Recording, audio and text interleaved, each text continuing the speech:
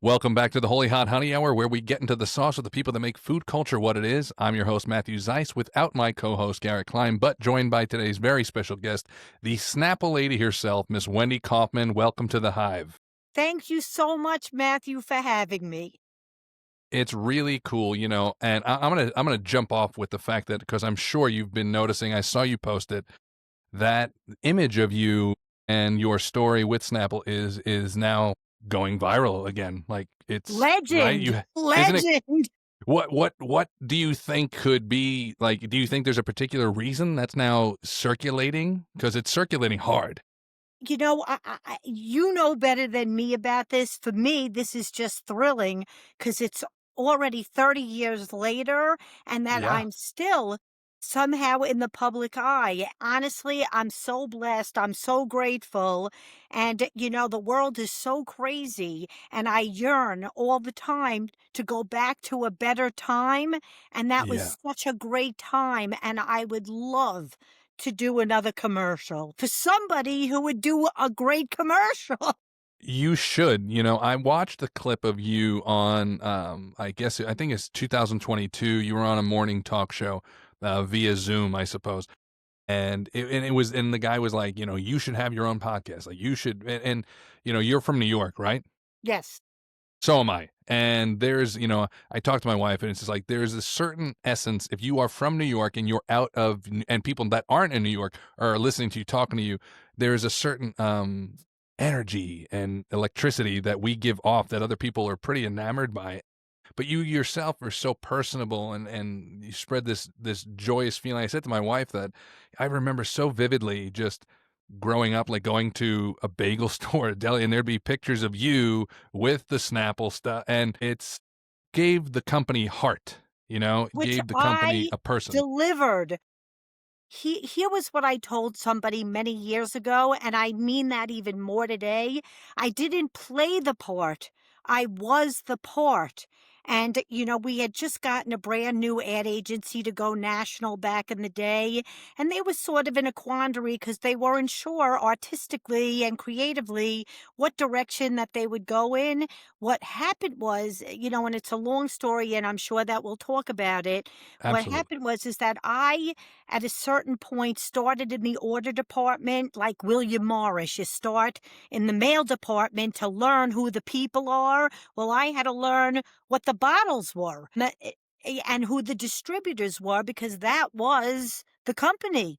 And then of course I would meet people at the office because I was coming into work at that point.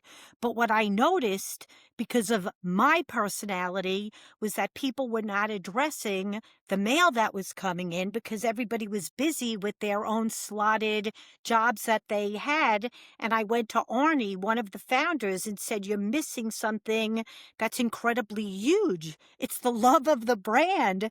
And I said, "I'll do it." And I literally left the order department that day. He's like, "Do what you think you should do." These were a bunch of, 60-year-old men at the time. He's like, "Do what you want to do." And I said, "I'm going to." And I stood on a chair, made myself the head of public relations because I could publicly relate. And it all started from there because he gave me a shot to be what I was supposed to be. So then was it your decision because of a so that being said, right, you're checking this mail, but whose decision was it? Was it yours to be like, "Hey, let's make commercials of this. Like, let's put this on TV." It was the universe that lined up. Believe me, if I had even tried to manipulate myself into this position, it would have never happened. As a fat Jewish girl from Long Island, you know what I'm saying? And TV. But what happened is that at that time, Apple was bought to go public by a man, uh, uh, come on, Thomas Lee. Thomas Okay. Lee from Boston, and he brought it. I guess Merrill Lynch did the big deal, Mhm. to bring it to fruition. And one of the women that was very instrumental to this, her husband was, you know, in advertising, and as part of the deal, he came over to Snapple to be the head of marketing. So instead of Arnie Greenberg being my boss, who was one of the founders, Jude Hammer became my boss, and he was very quiet, some of the time, but was he was a watcher and a looker, and he saw me. He and I would crack him up every day because I was, yeah, I didn't really care. It was the time of Howard Stern. We were major advertisers there, and I was a little irreverent. And he just thought, with my personality and the love and the importance that I put on everybody. It wasn't about me, but it happened. So he noticed me, and he was working with our brand new ad agency, and they came in and met me. And over a period of time, they said, "The world is ready for Wendy." It's yeah, go ahead, sorry. It came out of the blue. I mean, you have to believe me. When I took this job, I wasn't looking in any way, shape, or form to be the star of a commercial, because the irony is that Arnie was my best friend's father. So I knew him, he knew me, and he knew that I had just left. It was the 1990s, 80, it was 89, and I left to go check myself into a rehab because of a cocaine addiction. And I went for 28 days, got fired by my family business, and I ended up getting better over a 10-month period. I ended up getting thrown out of rehab, by the way, at the 10-month mark because they caught me gambling on the Kentucky Derby, which was so, I do have, like, this really funny, great story, but Great Arnie story. said, "I love you, and I know you will be great," and he believed in me more than I believed in myself, and after 3 times of asking me to come to Snapple, I was running out of money, and he believed in me, and I finally said, "Okay, I'll go into this man's business and see what in the world, I can do to make it more interesting." And you did, though. I mean, you certainly did. First off, can I ask what was the family business? Because I've heard you mention it before, but I've never heard what the business was. Well, we were in it's called tin plate, and it's a commodity that's made by all of our steel companies in America. But when the steel companies get orders from their clients, they get orders for perfect steel. We were buying secondary steel in this commodity called tin plate, which ironically, just so you know, makes the caps of the Snapple bottle. No way. So at one point there was a threat that American Can and National Can, who were my customers, were going to go on strike. Arnie came to me and said, "You got to save us." And I said, "As long as it is my family will save you, and we will get you Nice. metal." But it never came to that, but he always had me in his back pocket. That's a really good thing in a back pocket, but the decision to make, as I said, the thing about heart, I mean, so let me backtrack. What part of Long Island are you from? I grew up in North Woodmere. So Okay, I'm a 5. I'm from Lindenhurst, so I mean, like, Alright, not you the were out in but you same train line. yeah, so but Lindenhurst, Amityville, Copiague. yeah, all the same. And so the reason I asked because so like it all ties in. I had on Vincenzo Sabaro from Sabaro's Pizza, and I knew you would know that because we all grew up on Long Island. It was a prevalent thing in New It's York. funny that you say that because he lives on the same street as one of my friends up in the North Fork. So not the North Fork, Yeah, mid long by Northport here. that's ironic. So I know the area, but Sparrow, that was a huge company when I was a kid and didn't have money. When we would go to Madison Square Garden to the concerts, Sparrow was across the street from Madison Square Yeah. Garden. And I grew up eating that stuff. Exactly, but so the reason I brought it up is because like you being the heart of Snapple, like I had said to Vincenzo, the company Sabara has been bought out by corporate companies as it happens. I said, they're trying to rebrand. I was like, they need to bring him back, Vincenzo. He's the grandson. I was like, bring some heart into the company, a face that people could be familiar with, and you are proof and evidence of the fact that people attach to that, you gave the company a face. And I read online that when Gatorade bought the company and they got rid of you at first, and then they had to bring you back because things started tanking. And of course it did. They got rid of the heart and soul. Gatorade didn't have a face, but Snapple did, and it was you. Well, what was so interesting about the timing of all of this is, once I got thrown out of rehab, I had to acclimate back into the world again because I had been locked up. I was a 3 pack a day smoker. I gained like 100 pounds because it was like having to re-quit smoking again and stay away from drugs. And I needed that year. And Arnie was just really persistent with the whole thing. And finally, I just started running out of money. And I just said, I must do this. But what I understood also is that the thing that was going to keep me sober was to stay out of my own head and to do kindnesses for other people. So this was to me the most effective God hit that I've ever had in my life because I was literally smacked on the head with it. And, I went to a company where they needed me to do kindnesses for other people. So all of a sudden, I got well, like where I would look in the mirror and see in my eyes all of the bad things. Mm, All of a sudden, I had a miraculous esteem because it was no longer about me and my issues and stupidity. It was something much bigger, and I found a purpose that was so much bigger. Like you have meaning in your life. But not only did I have meaning, which is very subjective, but I had a purpose, which is for everybody else. And it's so much bigger of how you can change the world a little bit and make it a nicer place. And, it was a wreck for me because so much was wrapped up in my Snapple stuff that I mhm. ended up later, you know, after I got taken back and I was so thrilled to come back.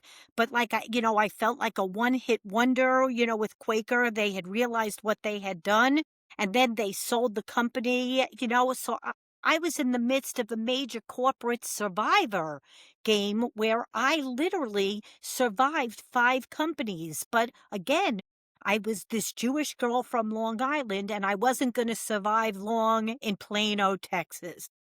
You know, but can't it's being the heart of a company, and there's so much pressure on that to you were I mean, you had an active position because you weren't an actress. It was your real job. So what I was gonna say is, do you happen to remember the very first piece of fan mail you opened up that was for Snapple? The one that caught you by surprise and was like, "Oh, we need to do this." Okay, the memorable one that changed everything is Arnie's son, Michael. Unbeknownst to me, was answering the mail. And if you knew Michael, you knew that he was impossible. He didn't like anybody. A lot of people Okay. had a hard time liking him. He would fight with everybody. He is the last person and somebody he brought to my attention as my best friend. I got he would call himself eccentric. I said, "You're not eccentric, you're an asshole." I knew you were gonna say that, I just "You're a did. total asshole. How could you do this?" He showed me a letter that he had answered. I didn't know that he was answering. What happened? Do you see me I don't still? I do see Okay, you. I hear you, I okay. see you. I have this weird thing that just happened to my Yeah? computer. So anyhow, If anything disconnects, let me we'll just just let me wait. just get rid of this. I don't know because I want to see you. For sure. Okay, We're you're back. I'm so, so good. sorry that that Now? happened. But in any event, what it was is that somebody, found a piece of equipment, that would happen in our distributor, in our network where we in our plants, and they found a piece of a machine, in their bottle. Yeah, like screws, something Oof. happened that was an accident in a That's not the bottle. flavor you want.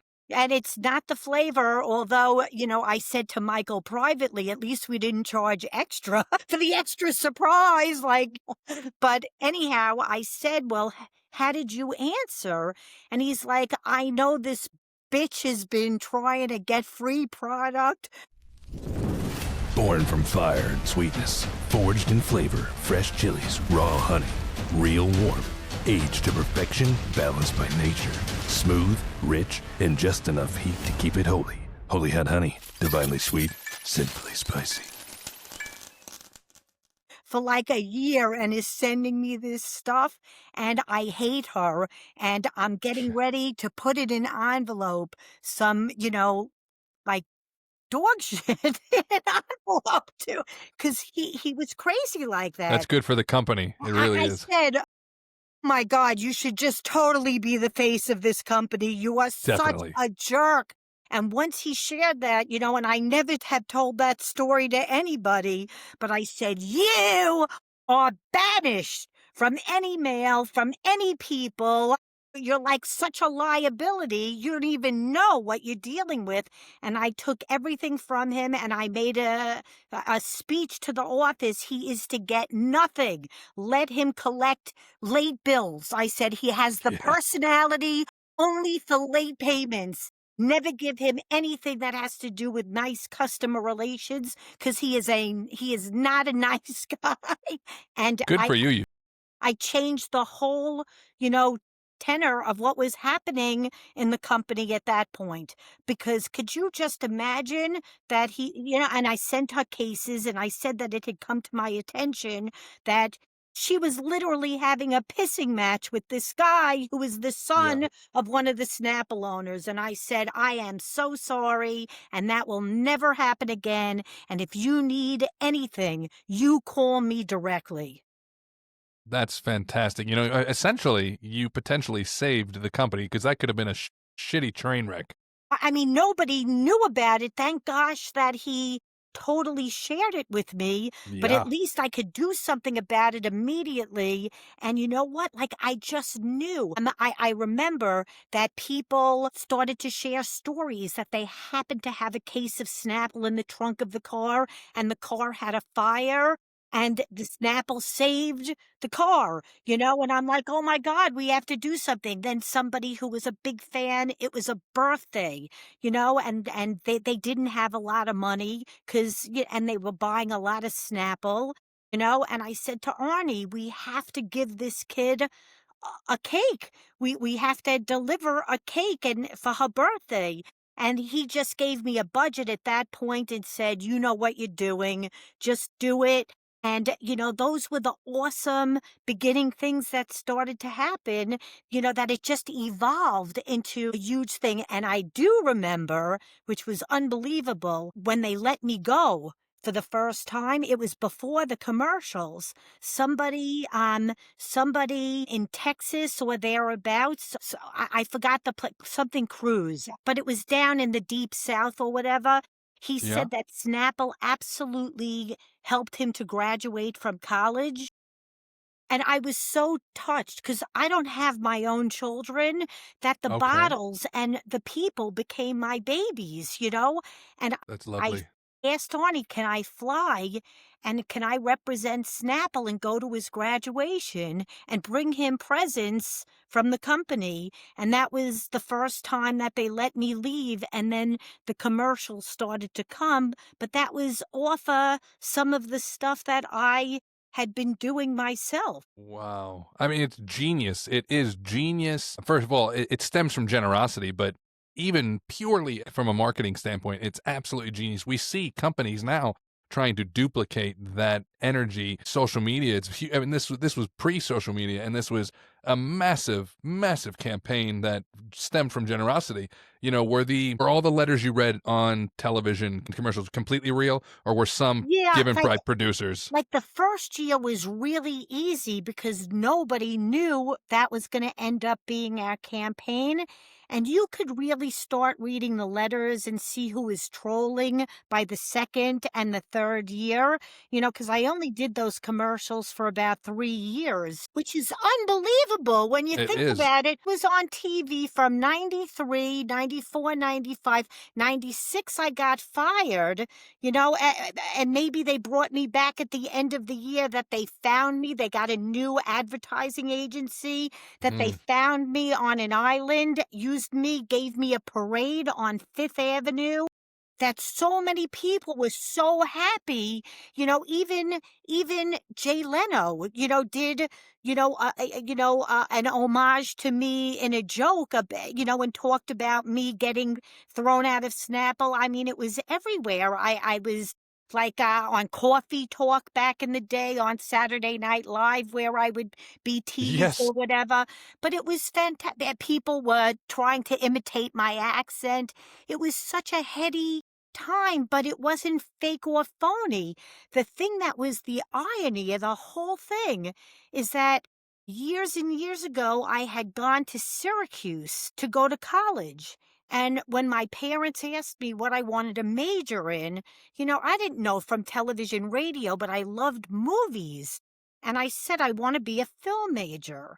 And I hated it. It was awful. And my teacher and my advisor, he hated me just as much, as I ended up hating him. He was as nasty as could be. And I had a real problem because it was a small program.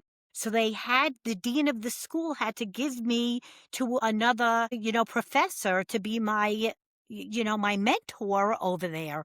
But what was unbelievable is they hated paying that kind of money to go to school as a film major. But I was also a sociology major because I just Okay. loved people anyway, because that was who I was. But when they asked me to be in the commercials, look how life turned around because I Yeah. knew how to be in front of the camera. And I was never intimidated by a camera because I had been behind a camera for so long at Syracuse that it was nothing for me to be in front because I knew what I needed and I knew how to talk to people and to be me because the camera picks up everything and you could decipher in 2 seconds whether I was being sincere or insincere phony. I Totally just sincere. I had been now 10 months of rehab, looking at myself, working on myself, finding the God of my choosing, and turning my whole life around. And I wanted to do good in the world. I had done enough lying where it had gotten to a point that I didn't even recognize myself anymore. So I was so grateful to have a chance to do it all again and start over. And to this day, you know what? I love Snapple. I love what it gave me. It gave me my life esteem. It gave me a purpose and a meaning. It gave me so much life. It's been difficult, and I certainly had to go to therapy after my last firing because I didn't know, how to separate Wendy from the Snapple Lady because I was the Snapple Lady and the Yes. world knew me as the Snapple Lady, and yet I wasn't. And they weren't nice to me where they even wanted to have some sort of a relationship with me, which I didn't understand because I'm not that person and I would have helped them in any way. And I just thought that that's what you should do. But that's not the case. And finally, my therapist made me realize that the Snapple Lady was only a small piece of who Wendy was Sure. as a person, but it took a long time to get there. So, I've inspired many people in my life, and I will tell you a crazy story. When Kurt Cobain killed himself, Yes. what was unbelievably surprising were the hundreds of letters that I got from fans of Snapple of kids that were absolutely distraught about this act Wow. that happened that may have been prevented had he tried to help himself. But I Sure. went to a therapist, because I wasn't going to not answer them. These were pained children that needed somebody to talk to, obviously, and they felt safe. So I wrote every one of them back personally, Wow. and you know what? And it was my pleasure to do so because if I could help anyone, that's who I am. It wasn't who the brand was. So just yesterday, again, there's been 3 articles about me this week that have been floating all over, Instagram, which I'm not, I'm on, but I'm not on because I don't know how to Sure. figure it out. So I'm on Facebook is where people could really find me. But Yep. it's like the $1.4 billion mistake. That's what people have called me. And it would be so easy for them to pick up a phone because I'm not a vindictive, mean person. I would love to go back to the brand that I love, that I never traded out, even though many companies came to me, tea I bet. companies, to trader them, and I just would rather be poor. Did Arizona tea hit you up? Well, Arizona was sort of interesting. I knew the guys from Arizona. I had met them, but no, what happened was it Arizona? You know what? Triarch. What was the one that Triarch had? The one from Cape Cod or whatever. You know what? It's Not 30 sure. some odd years. You Sobe? Was it Sobe or something like that? you know what? The people from there had contacted me, but what was, an island in Massachusetts that had a flavor? Cape Cod, but what's the Nantucket nectar? Nantucket. Good You for remember you. Nantucket? Yes. My brain works on Good for occasion. you. But, like 3 different companies had come to me, and I just said, I I I just can't. That's who Good I for love. you. It got tough.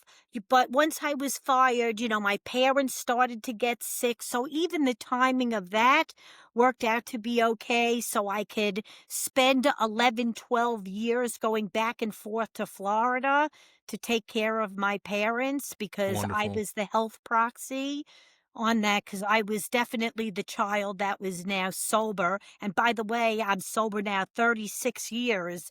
Good for you. Please, I was going into Congratulations. homes. Thank you.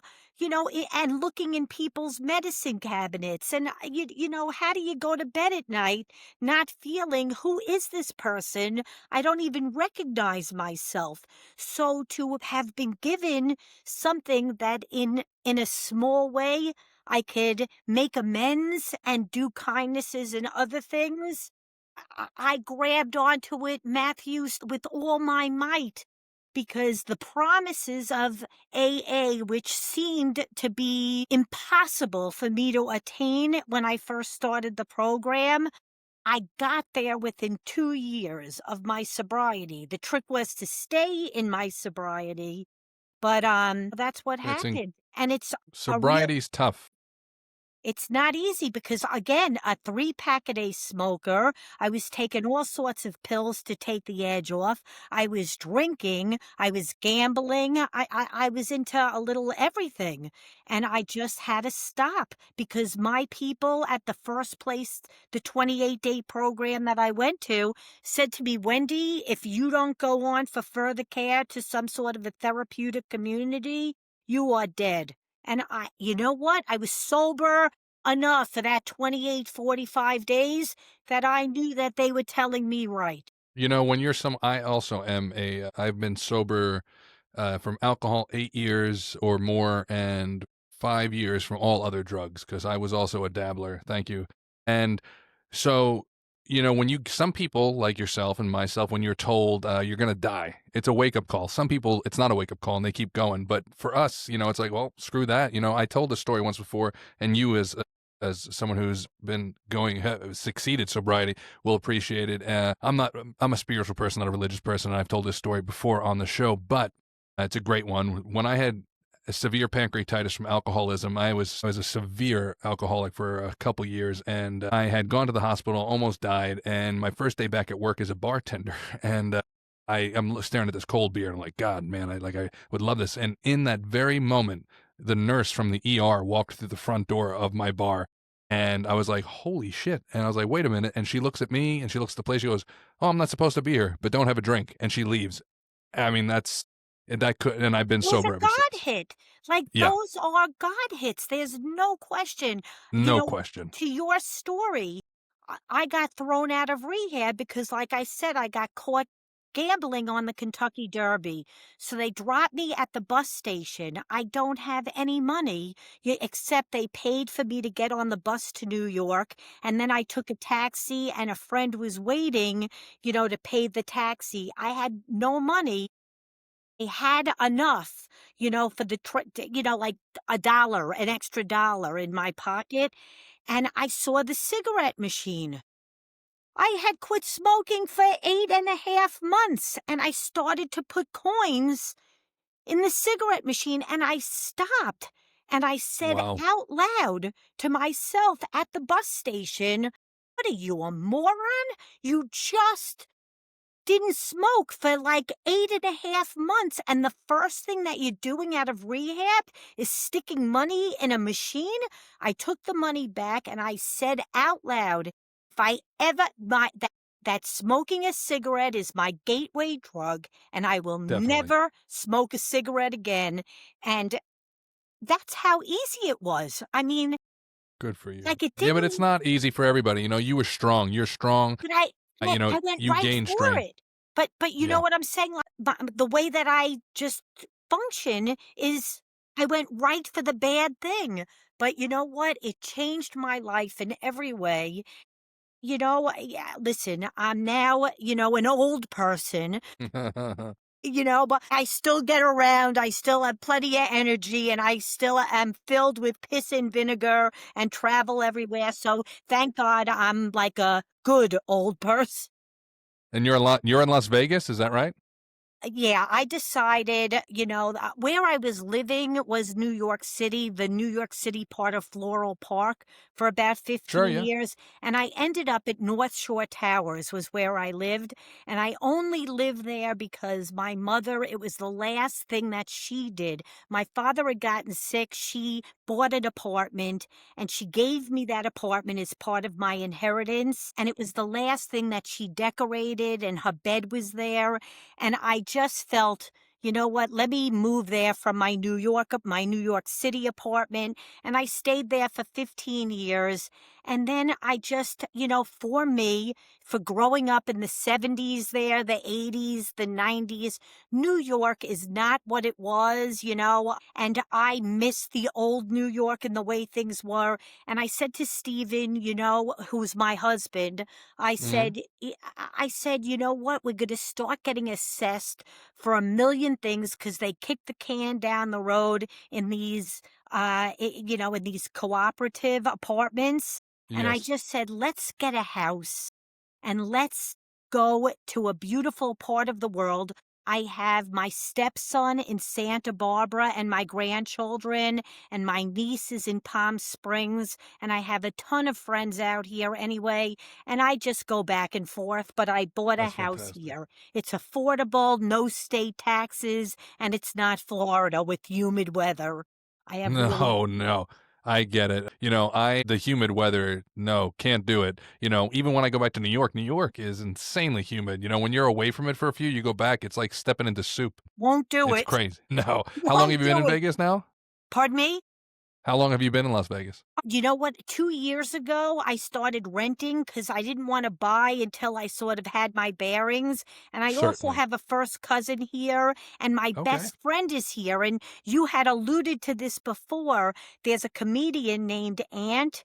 And after I got fired from Snapple, what happened was some of my kids, grew up and went into the television business, and a lot of them ended up on VH1 or MTV or those places. So I was invited to go on to VH1 to do Celebrity Fit Club. Crafted from raw honey and fresh chilies, a balance of sweet and subtle warmth, aged with care to deepen every note, paired with cheeses and charcuterie, glaze across golden fried chicken, drizzle over wood-fired pizza, a touch transforms everything. Holy hot honey, divinely sweet, sinfully spicy. Because I had gained some weight, and I did 2 seasons of Celebrity Fit Club. So Snapple was getting frustrated because I wasn't on TV, but my Mhm. kids were keeping me in the That's public great. eye, so they couldn't fire me. So I ended up working for Snapple for 18 years until they could literally get me out of the public eye. But aunt who lives here was the host of Celebrity Fit Club. So he talked me into coming, and I said, what do I have to lose? I'd love another adventure.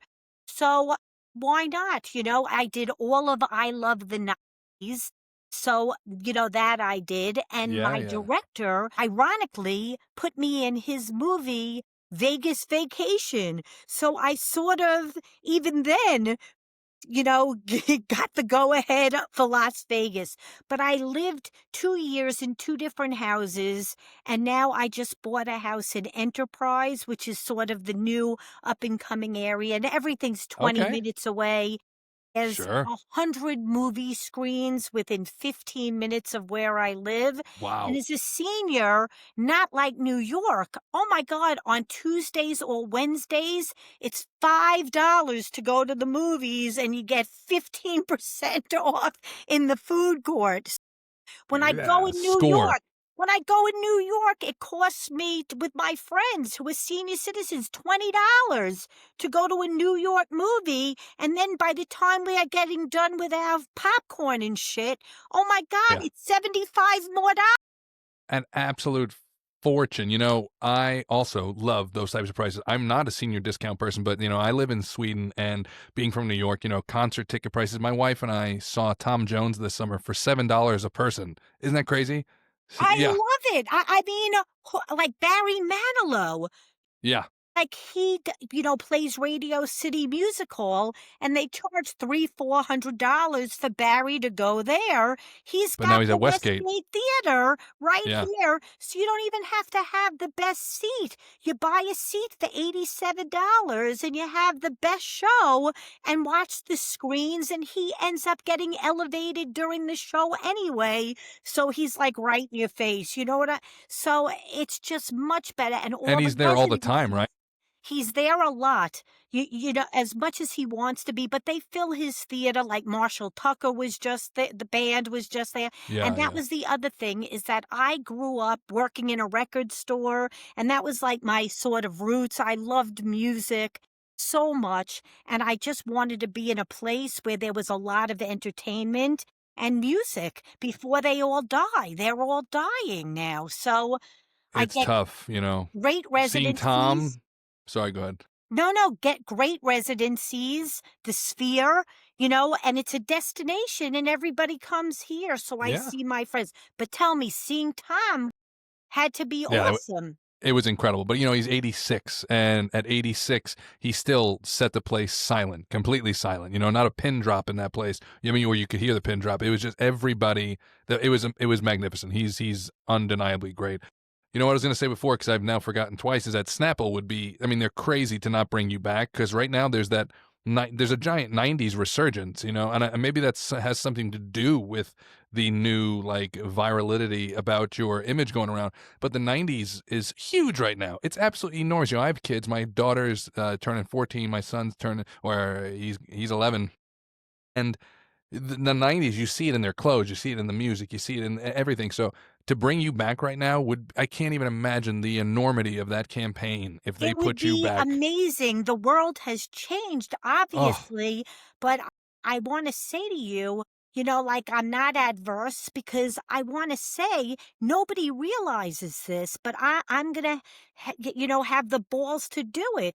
I really was the first reality TV star. yes. Yeah.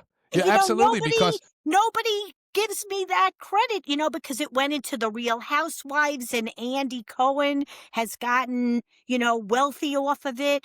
But the first one on TV who was for real, the real life had just come out also. But my commercials, I was doing that stuff before the real life ended up on TV. And I want to say, aside from that, I was probably the first influencer. definitely. I mean, yeah, but that goes like, yeah, that's what I was It's like, that's what I weird. said And before, right? even Like, Even Flo from Progressive was a big fan of Definitely. mine. Because she got it from me. We have Huge difference, mutual though, is friends. because you were real, she's a character. I understand, but she did Yeah. so many years of commercials, and people really liked her because they felt that they knew her, but they Yes. really knew me. They really Definitely. got a glimpse into my life. And you know what? I don't even work for them, but I'm still working for them. So, Yeah. that's the funny thing, because it's not really so much about them as it is about the fans out there. And Yeah. even my Facebook page is so filled with Snapple, Of Snapple, course. Snapple. And I would never say a bad thing, other than I That's think that they do have opportunities, but the ego, of some of these sure. people, because they didn't come up with the campaign, but it won't happen because ego. It's such a shame. Like, I mean, I can see it now. I can see it now. I can see the Snapple desk and like you pop up and be like, "Oh, hey, sorry, it's been a while." Like, I mean, my generation, everybody's generation would be like, "Oh my God, what?" I mean, it Who's would be back? incredible. And it's your Yeah. generation, and it's my Yeah. generation, and it's the Yes. generation in between, Matthew, It would and be some of the younger phenomenal. people. I still hold generations of people as my fans. Yeah, Snapple's got to wake up, man. I mean, again, like you said, I mean, you'll be working for them technically forever because it's part of your legacy. You're part of theirs. And that's the thing. There should be a mutual respect there. I mean, like yours, you clearly have respect. They should have the respect because, again, the enormity of that campaign, if they brought it back, again, I mean, a Super Bowl commercial. Again, Snapple put in a Super Bowl commercial with you popping up out of the desk. It would make people so happy, you I know? mean, looking at these articles, I was there. I watched all the flavors disappear. And these were not just flavors to me, these were my babies. Mint tea, which, if I know. anybody had bothered to ask me, was the entire type A personality of Snapple. And the minute that they took that off the market, those were Yeah. our most vocal. They were our craziest fans by far. And like, I watched, from the sidelines, them doing things I knew it was just going to be a matter of time because nobody was interested. I'm still a focus group because everybody tells me they didn't like when they went to plastic. So I think they're going to be going back to glass. Like, why should I even know this? It's 33 years later, and people are still sending me messages all over and writing to me about this stuff. And I do care. See, that's the difference. I care about these people. They should have an It's an answer. incredible thing. They should. I mean, I saw a bottle with you on it. Like there was a cartoon of you, like, Wendy's Wendy's Tropica. Tropical Inspiration, which they Yeah. gave to me, sort of towards the end, and that was something that we could do also for charity, so Lovely. 10% of everything that we sold went to like cancer research or something, you Incredible. know, addiction, it went. Sure. It was given to things that, we had talked about. Cancer, Arnie's wife had passed away from cancer. Me, I come from the drug addiction part of it. So it went to both places because it affected us very, very personally, plus many, many other people in the world. Although I have to say, when I came in under drug addiction, it took a minute for his partners to say, okay, she can come to Snapple, because obviously that didn't bode so well. But you know what? In those days, nobody talked about it either, and No. I was talking about it. That's also groundbreaking because that's not something that's a very modern thing, anxiety, depression, sobriety, all of these things were not things that you talked about back then. And I was writing letters to people, personal letters, because I didn't want to tell them, but I come from a family of depression. How do you think I ended up in the shoes that I ended up in? My Of course. father, at one point, couldn't get out of bed for 2 years. We had a watch Wow. that. He couldn't move. He owned his business. So the kids came in, and that was part of it. It's very hard to watch a father. He was talking about suicide to me. I said, you gotta understand. I'm your daughter. You're talking to me, and what don't you have to live for? Like, what, like, talk to me. You're sharing this with me. And for my father, it was just never enough. Like, we were okay. He felt like he still had to take care of his children.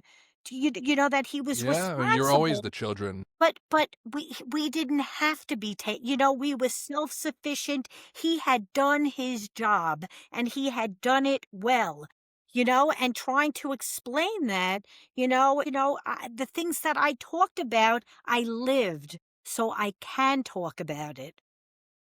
I think it's I mean, truly fantastic. The level of positivity and the way you clearly do care is incredible. Coming from generations of depression and anxiety, it is tough because, as we mentioned, I'm sure your father comes from clearly the older generation. They really couldn't admit anxiety, depression. Admitting it was like admitting defeat, rather than allowing yourself in a position to grow. Because I also come from a long line of anxiety and stuff, but people who absolutely refuse to What admit it. happened, Matthew? What happened? What changed it for you? For me, Yeah, when did you I just say, "This is it"?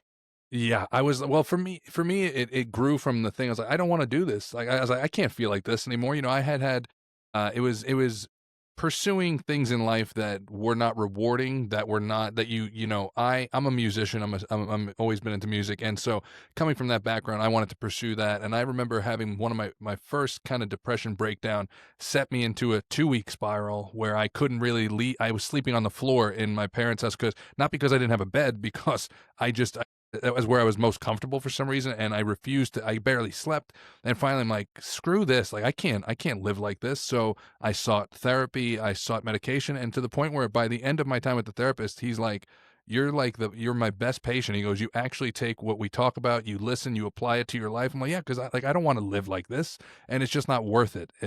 So people who don't understand depression and anxiety, and that's you start to numb yourself like you and I clearly did with pills, with cocaine, with alcohol, and you start trying to find substitutes for what you're lacking in life. But as yourself, who found your purpose, you clearly found your purpose, and that purpose is now lasting you. Would you say it's how many years, not so sober, but My how many God, years since Snapple? since I got thrown out in 80, in 90 and 91, I started, with Snapple. And by the way, April 1st, April Fool's Day. Nice. That's So a I good way think to that tell that's a somebody. really fun, trivial, question. There's a lot of fun trivia in there. The fact that you got kicked out for betting on the Kentucky Derby is hilarious in its own way. Like, just it's so specific. It's not gambling, it was betting on the Kentucky Derby. You It couldn't have wasn't written that. even you're right. It wasn't for it was partially that they thought that I was fraternizing in my Kentucky Derby Mhm. gambling because there were men on one side and women because they Sure. were worried, that would be the next addiction. Listen, I have so many addictions that like I'm addicted to TV sometimes. Like all of a sudden, so I'm a binger. Like I won't stop the 18 hours, I get sometimes it. like I don't want to spend the money, but like I play a slot machine game on my phone. Yeah. And there are nights that I get in bed and I see the crap in front of me spinning and I can't fall asleep. And I'm like, oh my God, you're still such an addict. You're Vegas is a still dangerous place. but I remember for me, I just hated who I was. I just hated because I was in control of nothing. And I just remember the night, the night that I literally got on my knees. I had gotten engaged. I went that far to get engaged to somebody who did not love me and I did not love. But I figured maybe if I get married, I'll be a responsible human being and have babies. Mhm. And then I thought to myself, and bring babies? That you can't even take care of yourself. So I broke the engagement and I broke it right after I had taken a trip to Boston for a weekend and I wanted to see if I didn't have to do drugs. for a weekend. And I ended up not being able to do that. And I came home, Mhm. visited a friend in my building, and said that I was in big trouble. And my ex fiance walked in, because they were friends. And he says hello to me, and I say hi in a very cursory fashion because I'm dying on the inside Yeah. of what's happening. And he got so mad that I didn't say hello in the way that he wished me to, that he Mhm. called me every name that is vile, disgusting, and vulgar in the book.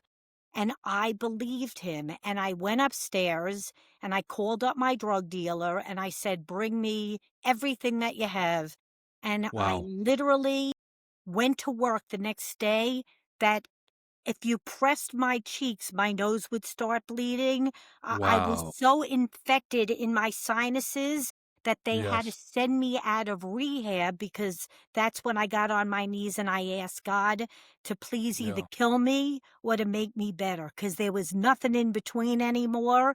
And that's when it changed. And I went to Fair Oaks Hospital, who sent me on. And it was the best thing that I ever done in my life because at least I was far enough away from the drugs that I wasn't lying to myself anymore. Holy hot honey! Holy hot! Holy hot honey! First came the drizzle, now comes the drip. Holy honey! Fresh threads, hot looks, sweet vibes. It's the merch you didn't know you needed. Buzzing! Stinging! Dripping, sizzling! Delicious combusting! Fresh threads, hot looks, sweet vibes. It's the merch you didn't know you needed. Holy hot honey, divinely sweet, sinfully spicy. It's such a beautiful story. It really is, and I mean that sincerely. Like, to think because of what you then became, you had to go through that to appreciate what you then became. I love that you refer to the Snapple kids as my kids. It reminds me of like Mr. Rogers. He referred to them as his kids. Or what was it? Lamb Chops Playing Along. Was that Mary? Is that her name? I don't remember. But I know who you're talking. Yeah, yes, lamb chop. yes. What was her name? Peggy with a P. Was it? We'll have to look Yeah. it up. We'll Well, come back to you people. yes. Back to, and so to go your notes. Now, I heard you tell a story of how one, the prom story, two, the guy who sent you a nude on the dock. Is there one particular letter that you remember? Because at some Well, point the letters had to transition. the prom story is fantastic, which I'll tell you, Yes. but Go I ahead. want to tell you who changed my life the most, other than Arnie and Snapple, was when I was a young child. I read Tiger Beat magazine, which was a huge pop culture magazine for musicians and television shows. And my favorite was the Brady Bunch. And I loved Greg Brady. And I wrote my one and only fan letter to Greg Brady to win this contest. And I didn't even get an answer. And not that I lived with it because he's a busy guy and why should I think that he would answer me? But that niggle in my head came back to me when the letters were coming in at Snapple and nobody but Michael, was answering one or two of them. And it was like meant to be because I remembered what it felt like to show my love for something and not even be worthy of an answer. And Yeah. now it's very sensitive to me because I am worthy as a human being to get an answer because I'm reaching out and spending time in my life to tell somebody how much I care about them. And that should never be unanswered. I'm sorry if Awesome. I'm 1,000 years old, I'll be handwriting and typing letters with kisses to people because they are worthy. And that, I talked about and ended up on the Today Show with Greg Brady and the Stephanie Miller Show, where he came on live and gave me Yeah. 2 dozen roses, where Ah. even I couldn't speak. I sat there with my eyes like this. I couldn't even get over it. But you know what? That's so Like, great. there were a couple of decisive moments, Matthew, that just totally I never forgot. And I knew that that they were game changers. They were life changers. So that happened. The picture of the guy that he sent me on the pier, I wrote him Yeah. back and said that I was sending him clothes to please accept it because I was very worried that he would get a splinter on his behind, when he got up. So, like, I would do stuff like that. Then people would threaten me. The Snapple doesn't fit in my Snapple, my beverage holder in my car, so I'm not buying Snapple anymore.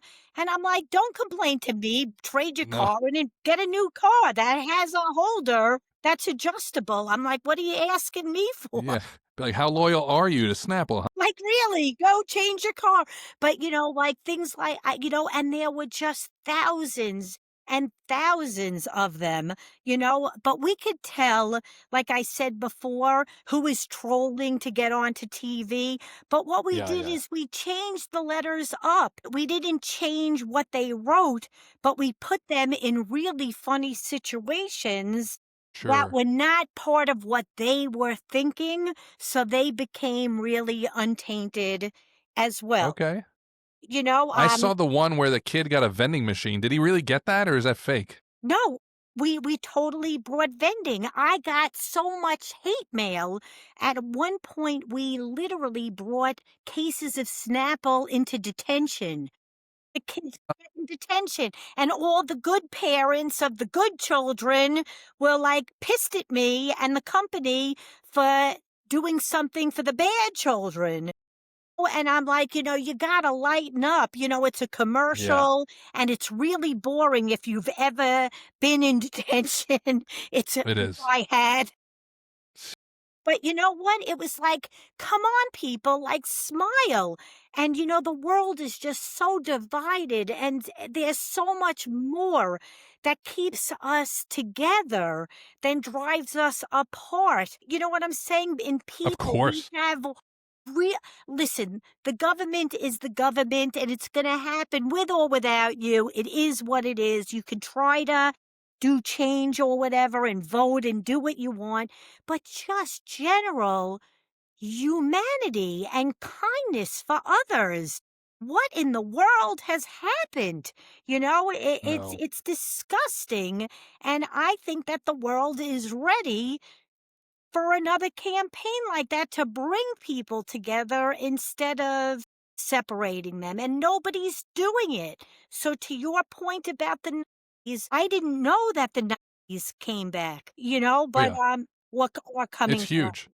It's absolutely And if enormous right now. Snapple doesn't want me, then somebody else should come and let me go on Yes. TV for something that I believe in that can bring people together. Because A I won't million go to percent. another beverage company. I will never do that. Because I No, but still someone love should, though. Snapple. Someone absolutely should spread that positivity. It's a, your I was showing my wife your commercials because she's Swedish. She's from Sweden, so she hadn't been exposed to the Snapple commercials. They weren't a thing here. So I was showing her, and it's just like and as I'm rewatching these, just the level of happy that comes right off the screen is so sincere. And talking to you now, it's equally sincere. One of my questions was going to be, but it doesn't matter because it was going to be like, oh, where does the persona from that we saw on television start? And it's all one person. It's clearly one person, and I couldn't love that more because to what you were saying before about Flo from what was it? One of the insurance companies. I don't remember I which think one. Progressive, Yes, you're right. Yes, Progressive. So, 110% that a character like that is based on you and what you did, except yours was so real and so sincere. And I think there's a lot of people that probably didn't know how real you were. There was probably people who assumed that you were an actress that they picked for this part, not recognizing how real you are. I would love to see a brand pick you up. I would love it to be Snapple. I really would. The listen, 90s kid in me would love it. it's my roots. It's where I come from. filled with blessings and gratitude to them. Do you know what I'm saying? And it's a Yes, no-brainer because I know the brand. I know the people that are drinking it. I know the people that stopped drinking it because they were so angry, and I'd definitely. like to I would get have been one of those people.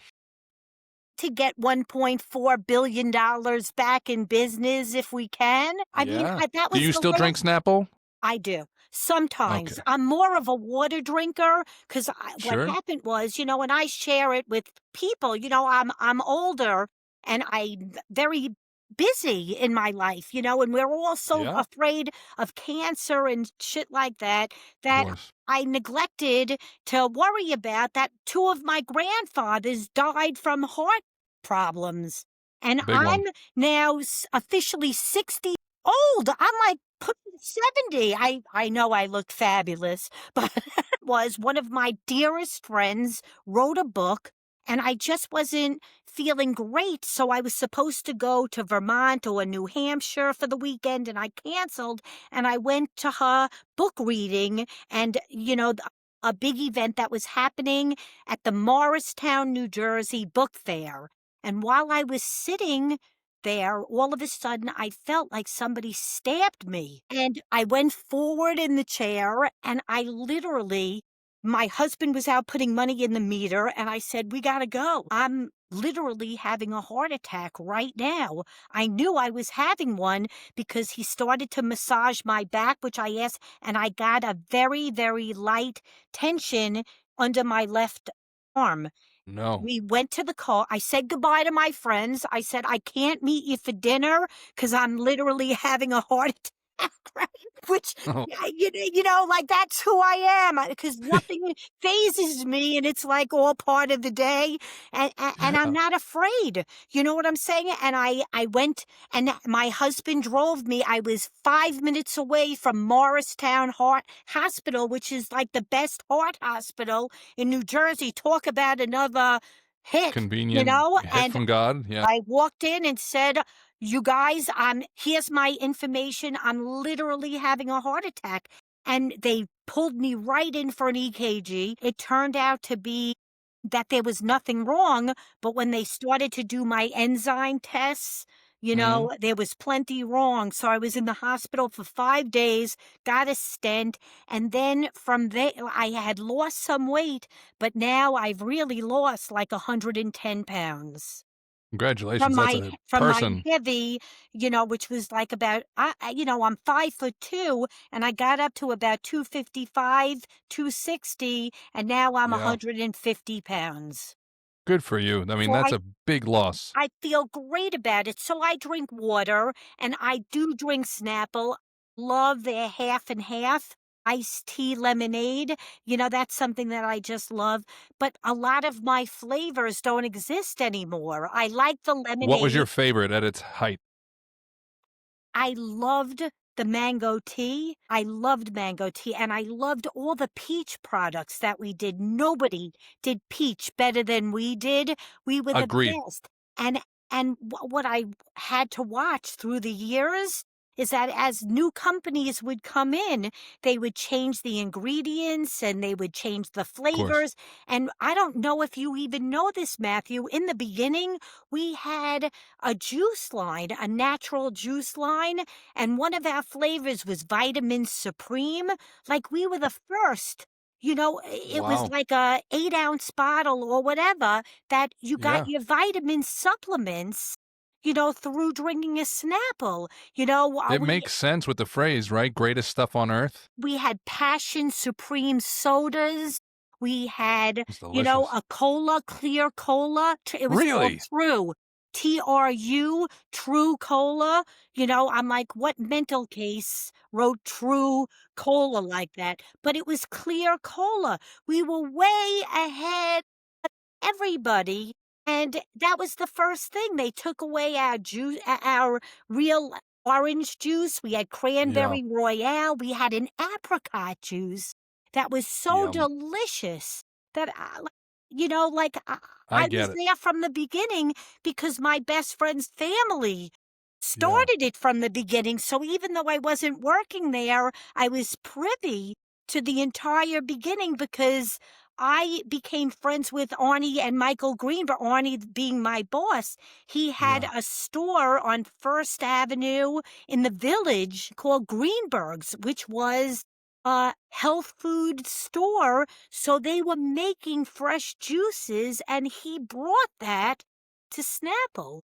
And all the Wow. beginning distributors were all of his distributors that were working for him in the health food business because they had a healthy mayonnaise. They had so like our distributor in upstate New York was Nest Fresh. Like it was hilarious because they were all our distributors from the health food Yeah. business. The pride that you take in Snapple still, they owe you to bring you back. I mean, the pride you take, no one would represent the company better. I do, what you said about, I wanted to touch on the peach iced tea was the first beverage I was religiously getting from Snapple. That and the cliche Snapple apple, which till this day, when I go back to the States, if I see it in the deli, I'm getting it. It's just, I it wish I tastes could so, send it to you. Like back in the day, Matthew, because I know yes, you're in Sweden, I I would know. call up, Jesse, and I would call up Nestor and my people, and I'm like, send it, overseas. I don't care what it costs, just send it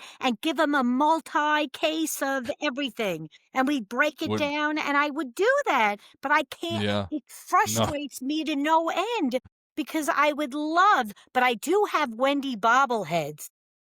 Do you? I desperately want one, but you don't have to send it to Sweden. My parents live in New York, and I'm going for the holidays. Okay, send me your address, and when I get a I chance, will. because I'm going to the East Coast where I have everything stored, for the Perfect. holidays. So send me your address, and I'll go to the post office and I'll send that to you. That's great. Are you going to New York as well during the holidays? Yes, I am. Well, not Yeah. New York. I'll be in Massachusetts. I have All another right. home in the Berkshires that Very nice. I bought many, many years ago that, when I was making a little bit of money from Snapple, I took Yes. some of that little bit of money and put it as a deposit on a house in the Berkshires. And I it was a love it. great investment, and I love my house. But Do you have Snapple memorabilia within your home? Like, do I you have do. decorative? You I do. do. I probably do have a small Snapple museum. Wow. I mean, you should photograph it. I think a lot of people would love to see I that. mean, That's like, that would be fun in a commercial to bring some yes. of it back and remake some of that stuff. You should have an exhibit, the Wendy the Snapple Lady exhibit, and it's you and people can come and meet you, look at all the art for a certain price. Just saying, it's a good First of idea. all, I don't want to get sued. No, no, understood, understood. Yeah, maybe it's like a speakeasy, just a Snapple you easy. know but the funny thing is that I really could contribute. My assistant, we never took the Snapple letters, but all the Wendy letters. I Yeah, have thousands of Wendy letters in posterity reasons. I kept everything. I that have would. bobblehead pens. I'm just looking around this room. I just moved here. If you give me 2 seconds, I'll just show you Yeah, something really funny. Power up your pizza, boost your chicken, upgrade your charcuterie board. Fresh chilies and real honey combined for ultimate flavor mode. One taste and boom, you're in the sweet spot. Holy hot honey, divinely sweet, sinfully spicy.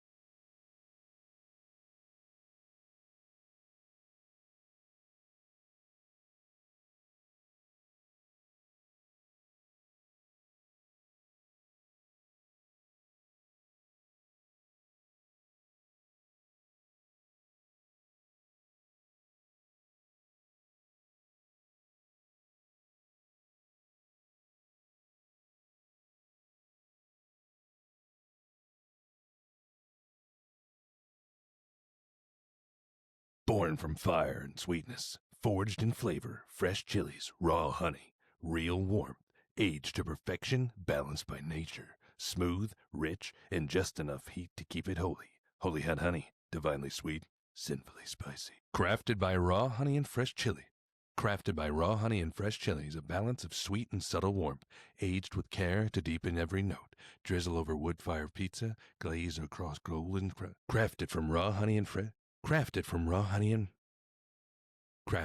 honey and fresh chilies, a balance of sweet and subtle warmth, aged with care to deepen every note. Nope, that's gay. Yes, seconds, please. I see it right here. Wait a minute. I don't know if you. I can't. My screen's not so big. Okay, Oh, shit. it was Snapple, and it was Yes. me in a car that was a Snapple Wow. car, dressed up and just driving around, handing out It's Snapple, going incredibly to cool. events, and it was my whole life. Like a Kentucky Derby, but this time good. I still remember the name of the horse. I didn't win. What was the name of the horse? Power Lunch. Power lunch. I'm sure that hit during a Snapple meeting. Everybody ready for a power lunch? You're like, stop, please. Power Lunch. That's the one. And it wasn't that I really wanted to gamble so much. Yeah. It was that I had connections with people that we always did the Kentucky Derby together. And I felt so lonely not having my Sure. friends, because it was a therapeutic community that they took Okay. all your books away. You didn't have television anymore. It was pure AA and rigid, thoughtfulness and looking in and fighting with people because you would see bad behavior and lying from somebody and you would have to call them on it. And my All right. thing is that I was such a great entertainer, is that what they did to me is they made me, as part of my treatment plan, I couldn't go to any meal and have any conversation with anyone because I had to learn how to listen better. And they made me wear a zipper, a big pink zipper, every day to remind me to take the cotton out of my ears and put it in my mouth. Wow. No, that's hard. I mean, that's harder than not smoking and all. I mean, being a social person, being an entertainer like that, to shut that switch off, it takes a lot. So, the restraint that you have the willpower is crazy. I mean, I became, because I had to, there was no aspirin because they were taking all the drugs away. Yeah. And I had an allergic reaction to something, medicine, an anti-seizure medicine that they gave us just in case. And I Okay. had an anaphylactic reaction, and I almost died. They didn't really help me. And finally, I had welts all over my body. I had 105 temperature, so Oof. they moved me, and a nurse came in and felt bad and gave me one aspirin finally towards the end. But I had to lay in bed and sleep through this. And I just said, Jesus. if I can survive this, I can survive anything. And I learned how to survive headaches, because I was absolutely free of every drug. And it's crazy. I had to get an endoscopy, when I finally left there. And Mhm. I was so nuts and so brainwashed with drugs and everything that I went to Yeah. the doctor's office, and he said, I have to stick this tube, and I'm going to give you Xanax or whatever. And you And I didn't. said, don't. I said, I can stand there and I can go in any position and you can put the tube into my stomach and I will be fine. Did you? And I did it, and I had no problem with it. But it Wow. shows you what you can do if you have to do it. Good you for know, you. human beings are really tough.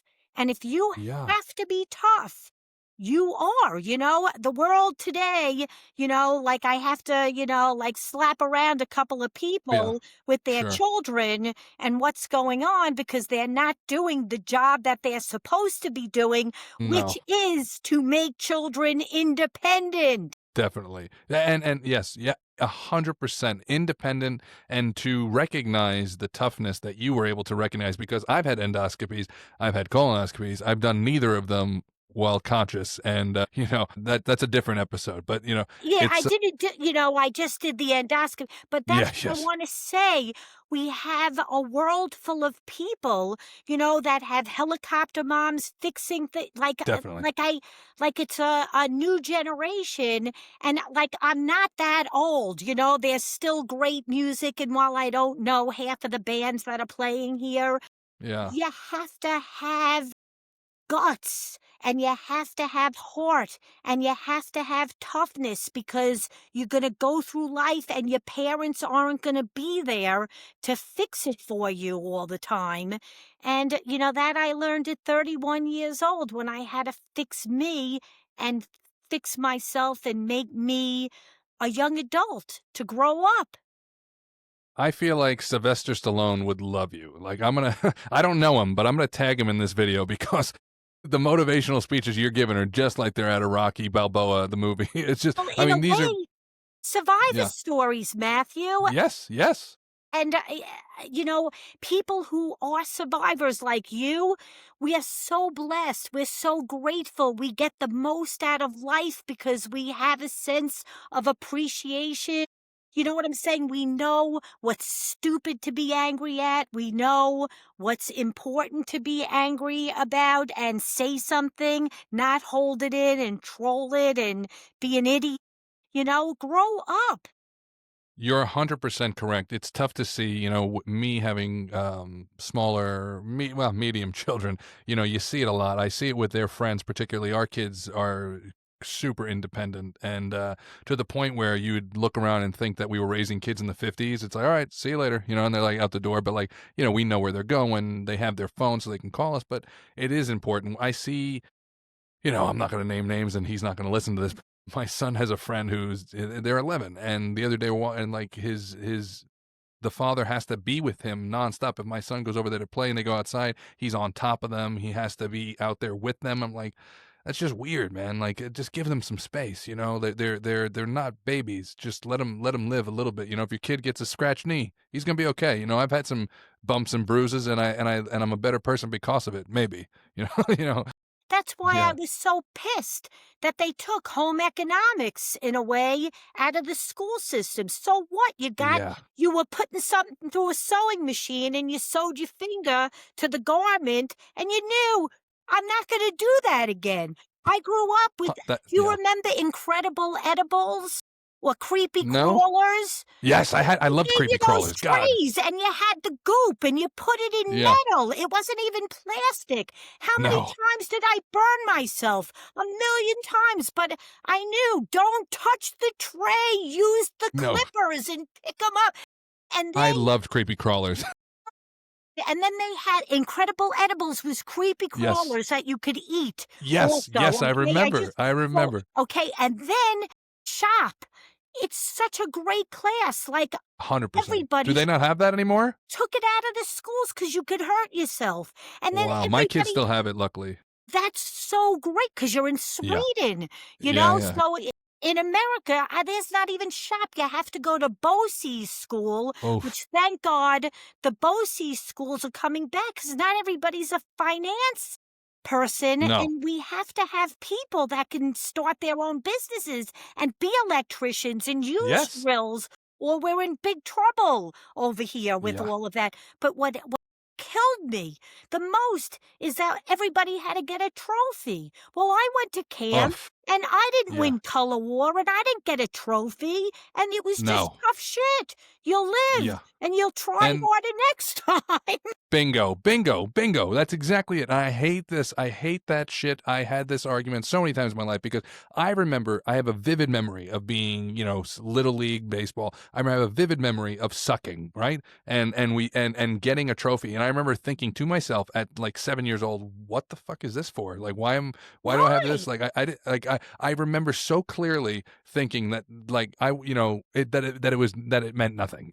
It's like, But listen, you were brought up independent and you had critical thinking skills to understand that it was a cheat, is what it yes, was, is a cheat. They cheated everybody by doing that, yes. and they cheated you because they may have taken away the will and the, Yeah, Piss and the vinegar drive. to go in there Yes. and fucking slay him the next time. 100% though. That's exactly it. Thing teaches you to win. Like I can't remember the exact quote, but it's basically that, the without the failures, like you won't be able to recognize the success. You have to pick yourself up, dust yourself off. Again, I don't know Sylvester Stallone, but I think he would love this conversation. I'm watching him right now in Tulsa King. I loved Tulsa King season 1. I gave up so season 1 was Terrence Howard and I forget what the other guy's name is who wrote It's great. Terrence Winter. It gets a little it's great. It's great. And it's Yeah. coming back to season 3. So Yeah, I I'm mean, getting who doesn't love Stallone? Have you watched the show? Now people are going to be like, what are they talking about? If you haven't seen if you haven't seen the show Reacher, I suggest watch it. Reacher. Jack Reacher stuff. Jack Reacher. Yes, My yes, but husband watched. the series, if you like Stallone, is not he's not in it, but it has that same kapow that Stallone 80s flicks has. Like it's just, punch first, ask questions later. It's one of the best shows I've seen in modern time. It's just ass kicking fun, Well, you love Stallone. Let me just tell you, when I was in college, my freshman year of college, I want you to know this. He had done Rocky, and he couldn't get a deal, with any of the theaters to put his movies in the theaters. So what they did is they did it through the college circuit. So Oh, those huh. movies went into like the film forums of all the universities. So when you didn't have a car your first year, what did you do? You would go to the college movie, and it Sure. became a hit, a huge Hollywood hit, because the kids put it on the map because it became the movie of all movies. It is. It is. My wife and I, we have Great movie. Stallone like paintings on our wall. Like I'm a huge Elvis fan, huge Stallone fan. Like just winners. You know what I mean? Like dudes that really strive. And now I swear on my life, you are one of them. I can't wait to tell my wife about you because you're exactly the type of person that just I couldn't have loved this conversation more. I'm so happy Well, that we don't got be to a have this. stranger. Oh, I Seriously, won't. don't be. And you want to know something? You're part of my team, in getting better and good and helping others and doing nice things. If you need me for anything, where I can help and find purpose with you, I'm Yeah. happy to do it. Let's see if anything happens. I just think it's Yeah. so crazy that 3 different articles have come out about me this week, and I'm amenable. I was never an enemy of Snapple. They had a problem with me somehow, but it would be fun to do a product that I loved that would Yeah. help people and make people smile. You know, those are my I'm gonna life put the word out. lessons. I'm going to put the word out. I've interviewed a lot of people now. This show, we've only released 1 episode, but I'm pushing yours to like the front of the line. I think we have, I don't know, 20 interviews recorded already and with a bunch of people, but I feel like people really need to hear a conversation like this because the utmost positivity is awesome. I'm going to put the word out there to whoever I've interviewed, be like, "Hey, do you have a product? She'd be great." You're a doll. But any other questions that are Snapple related that are in you, you can always call me back and I'll Zoom with you again if you Let's have more yeah. questions. And if you want to do a redux after you say something about Yeah. We have to just have another episode in the future where we just talk because I feel like you're somebody that people need to hear you more often. if you would like to do that, tell your I would. partner that I'm coming in with you and I'll be your third. When you Yes, need me every now and again. 1,000%. I kid you not. I will take you up on this. I swear to God. Oh, Okay. with that being said, I'm going to put the closing wrap on this and then we'll be good. It's been All a right. pleasure, and happy holidays to you and To to all the you people that are too. listening. That's great. That's a wrap for this episode of the Holy Hot Honey Hour. Big thanks to Wendy Kaufman for bringing the flavor, the fire, and the kindness. If you liked what you heard, like us, follow us, share us with someone who knows their way around a good pie, food, or a Snapple. I'm Matthew Zeiss, and until next time, stay hungry, stay humble, and never go too long without a slice. Thank you, Wendy.